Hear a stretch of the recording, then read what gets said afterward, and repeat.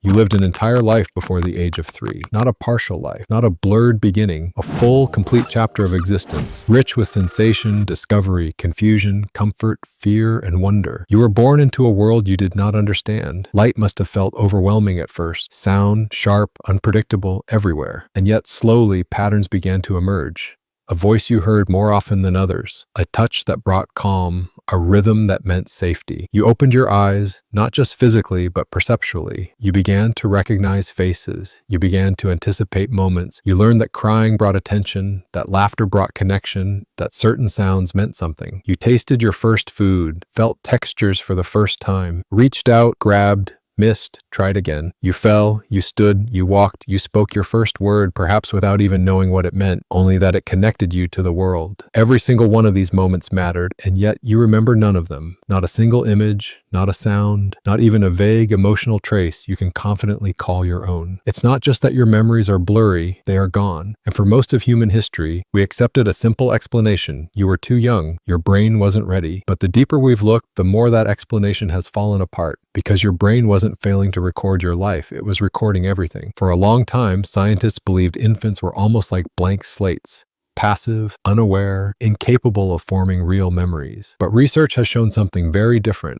Babies are constantly learning. In the 1980s, psychologist Carolyn Rovi Collier demonstrated something quietly astonishing. She tied a ribbon from a baby's ankle to a mobile hanging above their crib. When the baby kicked, the mobile moved. It didn't take long. The baby learned. More importantly, when brought back days later, the baby remembered. They kicked immediately, expecting the same result. Even at 2 months old, memory existed. By 6 months, those memories could last weeks. So clearly, something is happening inside the infant brain. Information is being processed, stored, and retrieved. But if those memories exist early on, why do they disappear completely? The first part of the answer lies deep within your brain. There is a structure called the hippocampus. It is small, curved, and hidden beneath layers of neural tissue, but its role is enormous. It is the engine of memory. Every time you experience something meaningful, a conversation, a place, a moment, it is your hippocampus that helps convert that experience into something you can revisit later. But in early childhood, the system is not fully built. The connections between the hippocampus and other parts of the brain, especially the prefrontal cortex, are still developing. These connections are what allow memories to be organized, stabilized, and stored long-term. Without them, experiences remain temporary. They are felt.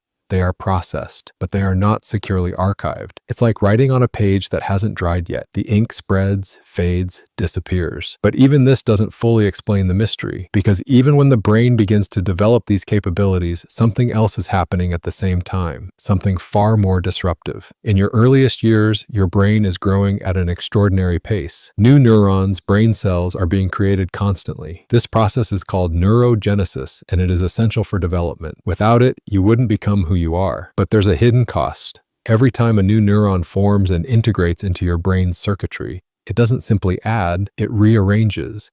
It changes the structure of existing networks, and those networks are where memories live. Imagine building a house while constantly tearing down and rebuilding its walls. Every time you add a new room, you shift the foundation of the old ones. Now imagine trying to preserve fragile paintings on those walls. They don't survive. This is what your brain was doing. It was building itself at such a rapid pace that it kept overwriting its own past. Experiments have supported this idea. When scientists increased neurogenesis in adult animals, those animals began to forget things they had previously learned. And when neurogenesis was slowed in younger animals, they retained memories longer than expected. The conclusion is deeply counterintuitive. Your brain didn't forget because it was weak. It forgot because it was too active, too dynamic, too busy becoming something new. But even that is not the full story, because memory is not just about storing events. It's about understanding that those events happened to you, and that requires something we often take for granted, a sense of self. When you remember something today, you don't just recall the event, you place yourself inside it. I was there. I felt that. That happened to me. But in early infancy, this framework does not exist. A baby experiences the world, but does not yet experience it as their world. There is no clear boundary between self and surroundings, no stable identity, no inner narrator connecting moments into a personal story. This begins to change around 18 to 24 months. One of the simplest ways to observe this shift is through the mirror test. If you place a small mark on a baby's face and show them their reflection, Younger infants will not recognize it as themselves. They may smile, interact, or ignore it, but they do not connect it to their own body. Older toddlers, however, will touch their own face. They understand, that's me. This moment is subtle but profound. It marks the emergence of self-awareness, and it closely aligns with the earliest age from which people begin to form lasting autobiographical memories. Before this point, experiences happen, but they are not anchored to a defined self. So even if those moments were stored, they lack the structure needed to be retrieved later as personal memories. It's like having pages of a book with no title, no author, no clear narrative. They exist, but they don't belong to anyone. And then there is language. Language is more than communication. It is a tool for organizing reality. Before you had words, your world was made of sensations, the warmth of being held, the sound of laughter,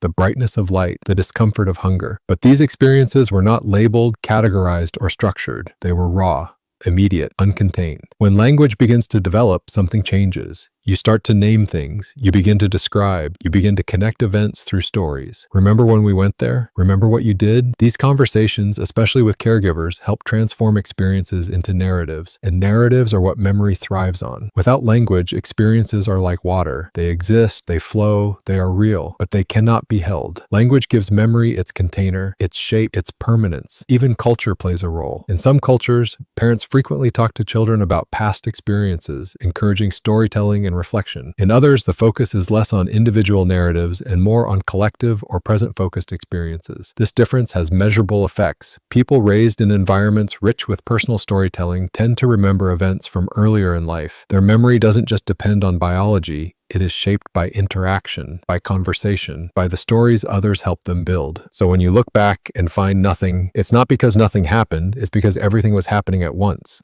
Your brain was developing its structure. It was generating new neurons at an incredible rate. It was forming connections, then reshaping them. You had no stable sense of self to anchor your experiences. You had no language to organize them. Every system required for memory was either incomplete, evolving, or actively disrupting itself. And through all of this, you were living, fully, completely, experiencing a world for the very first time. There is something quietly profound about this. Every person you meet has this hidden beginning, a life they lived but cannot recall, moments that shaped them, influenced them, changed them, without ever being consciously remembered. It means that who you are today is built, in part, on experiences you can never access, feelings you once felt, connections you once formed, lessons you once learned, all gone from memory, but not from impact. And that leads to a question that is difficult to answer. If the earliest version of you had different memories, a different brain structure, no sense of self, and a completely different way of experiencing the world, was that person truly you, or were they someone else entirely? Someone who existed in your body, laid the foundation for your mind, and then disappeared as you became who you are now. There is no clear answer, but maybe that's the point, because identity is not something fixed. It is something built, layer by layer, moment by moment, memory by memory. Even now, the person you are today is not the same as the person you were years ago. You are constantly changing, evolving, forgetting some things, holding on to others, rewriting your own story as you move forward. So perhaps the child you once were is not gone, not completely. They exist in your instincts, in your emotional patterns, in the way you respond to the world without always knowing why. They are there quietly beneath everything you've become, not as memories, but as foundations. You may not remember your beginning, but your beginning remembers you. In every step you take, in every thought you have, in every version of yourself you continue to become.